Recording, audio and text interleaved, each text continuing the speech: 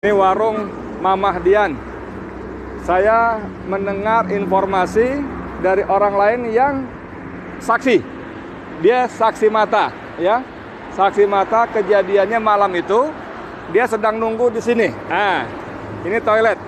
Kamera toilet, ya. Toilet di sini. Dia di sini.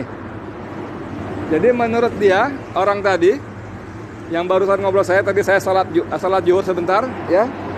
Sekarang jam 14 kurang 13.55. Tadi sholat di musola situ. Lalu saya ngobrol. Ada yang menjelaskan dia saksi mata. Nah, saksi mata, jadi ada mobil satu dipepet. Dipepet di Palang, maksud dia di Palang. Dan di situ polisi banyak banget. Bahkan kata dia sejak sore jam 6 itu sudah banyak polisi. Saya tanya berapa mobil? Mobilnya 10 mobil lebih, dan 3 diantaranya mobil resmi patroli. Dan itu memang dari sore katanya udah banyak polisi. Nah, ini kejadiannya kalau kata dia, kita dia tunjuk jarak, saya perkirakan dari posisi dia duduk dengan kejadian sekitar 8 meter. 8 meter. Jadi kalau polisi mengatakan ada baku tembak-menembak, sekali lagi si saksi mata tadi yang tidak ingin ditampilkan nama apalagi wajahnya mengatakan cuma 2 kali, tidak ada tembak-tembakan. Dan dia mengatakan bahwa yang menembak adalah polisi. Orang yang di dalam mobil sama sekali tidak membawa senjata karena tidak melakukan tembakan balasan. Jadi langsung dipalang gitu, dari depan nembak pakai laras panjang. Saya tanya, kamu lihatnya pakai pistol apa laras panjang? Laras panjang. Benar, laras panjang. Jadi saudara, begitu ceritanya. Dan dia lihat 2 orang langsung tewas di tempat. Menurut penglihatan dia yang jaraknya sekitar kurang lebih 8 meter. Tadi saya tanya, posisimu di mana? Di situ. Dari duduk kamu dengan peristiwa yang terjadi berapa meter? 10 meter, mobil itu parkir? Oh enggak, sini lagi. Jadi mobil parkir, dia sebut jarak lebih depan lagi, jadi saya perkirakan sekitar 8 meter. 8 meter. Lalu polisi dia sebut langsung menembak ban kiri depan. Langsung nempel, dor. Ban kiri depan. Tujuannya supaya mobil tidak kabur. Nah saudara, kalau polisi menarasikan satu terjadi baku tembak, sekali lagi dari 2 dan narasumber lain yang saya hubungi tadi beberapa kali wawancara, tidak ada baku tembak. Seperti penjelasan dari Munarman, Sekretaris Umum FPI, tidak ada baku tembak. Tidak ada. 2 sumber pertama di depan tadi saya tanyakan juga cuma meninggal 2 kali tembakan. Sumber yang dekat lokasi sini, kamera, ya, dia ada di sini, kejadiannya sekitar di sini, juga cuma 2 kali tembakan. Tidak ada baku tembak. Yang kedua, dia memastikan tidak ada baku tembak karena yang di dalam mobil tidak membalas tembakan. Jadi tidak membawa senjata api. Tentang samurai segala macam, dia tidak berani memastikan bagaimana sesungguhnya ada atau tidak. Karena dia juga tidak boleh mendekat. Tapi dia menambahkan seperti keterangan sebelumnya, bahwa orang-orang sekitar sini yang datang mendekat memang diusir. Tidak boleh, menjauh. Ada teroris katanya. Bagaimana kondisi berikutnya? 2 orang ditembak. Lalu kira-kira saya ada datang ambulan. Saya tanya berapa jarak ketika terjadi tembak-menembak dengan ambulan, berapa menit? Setengah jam? Dia bilang ya kira-kira setengah jam. Mungkin ada yang telepon lalu ambulan datang. 2 mayat dibawa keluar, digotong, dibawa pergi ambulan.